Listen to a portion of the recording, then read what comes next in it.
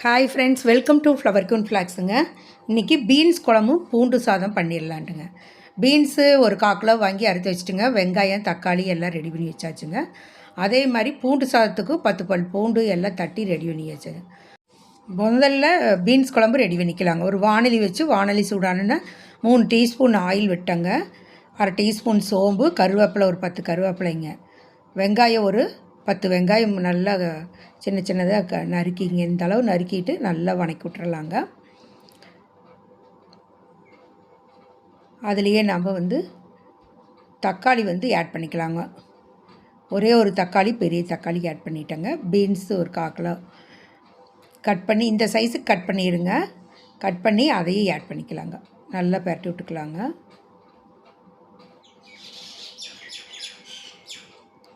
நல்லா வணங்கட்டுங்க. சிம்மில் வச்சே நல்லா வணக்குங்க.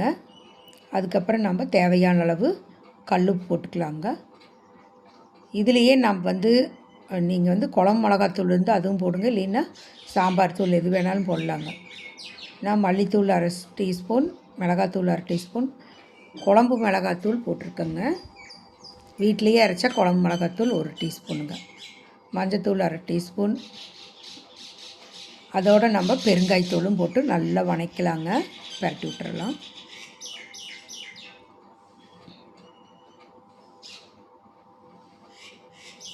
காய் நல்லா இந்த பாத்துக்கு அப்படியே எண்ணெயிலேயே கொஞ்சம் நேரம் வணக்கணுங்க.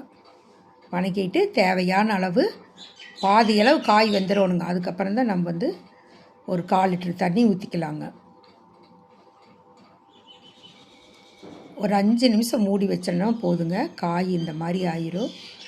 நல்லா வெந்த பிறகு தேவையான அளவு தேங்காய் பூ ஒரு 3 டீஸ்பூன் சேர்த்திருக்கிறேங்க. இந்த மாதிரி செஞ்சு கொடுங்க. பீன்ஸ் குழம்பு ஆசையாக சாப்பிடுவாங்க. மிக்சியில் இருக்கிற தண்ணியும் கொஞ்சம் ஊற்றி 1 டம்ளர் தண்ணி ஊற்றிட்டேங்க. நல்லா பெரட்டி விட்டுருங்க. நல்லா கிரேவி லெவலுக்கு வந்துருன்னு பாருங்களேன். டேஸ்ட்டாகவும் இருக்கும், சுவையாகவும் இருக்கும். இந்த மாதிரி செஞ்சு பாருங்கள் பீன்ஸ் குழம்பு. அதில் கொஞ்சம் அன்பை சேர்த்தி பண்ணால் அட்டகாசமாக இருக்குங்க. பீன்ஸ் குழம்பு ரெடி ஆயிடுச்சு. அடுத்தது பூண்டு சாதம் பண்ணிடலாங்க.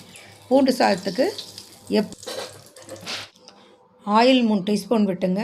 2 பல் பூண்டு தட்டி போட்டுக்கலாங்க. கருவேப்பிலைங்க அதோட ஆட் பண்ணி ஒரே ஒரு பச்சை மிளகாயும் போட்டுக்கலாங்க.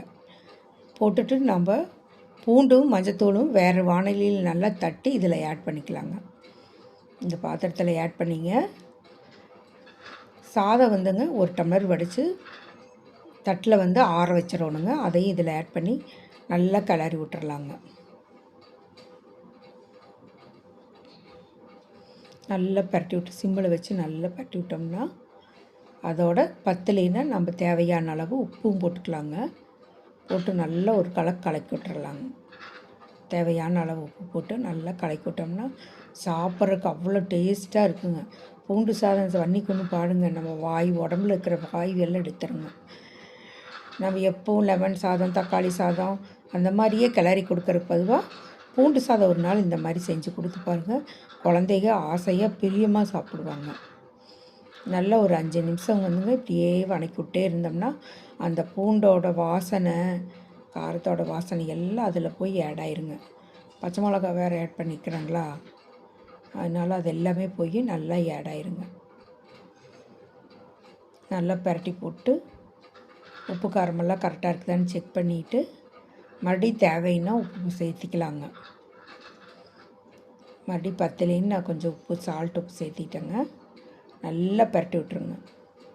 கிளறி விட்டுட்டு ஒரு 10 நிமிஷமாவது இப்படி நம்ம சிம்மில் வச்சு நல்லா கலரணுங்க. அப்போ தான் நம்ம சாப்பிடும்போது வெரைட்டி ரைஸ் எல்லாமே அப்போ தான் நல்லா இருக்குங்க, டேஸ்ட்டாக இருக்கும். அதில் கொஞ்சம் அன்போடையும் சேர்த்து செஞ்சோம்னா எது செஞ்சாலும் நல்லா இருக்குங்க. பீன்ஸ் குழம்பு, அப்புறம் பூண்டு சாதம், அதுக்கு தேவையான சட்னி எல்லாமே ரெடி பண்ணியாச்சுங்க. இந்த வீடியோ பிடிச்சிருந்துன்னா நீங்களும் ட்ரை பண்ணி பாருங்கள். மறக்காமல் லைக் பண்ணுங்கள். பக்கத்துலேயே ஹை பட்டன் இருக்கும், அதையும் ஒரு தட்டிடுங்க. கொத்தமல்லி தழை தூவி மூடிடலாங்க. ஒரு 10 நிமிஷம் அடுப்புலையே இருக்கட்டுங்க. மறக்காமல் ஃப்ரெண்ட்ஸ்க்கெல்லாம் ஷேர் பண்ணுங்கள், கமெண்ட் பண்ணுங்கள்.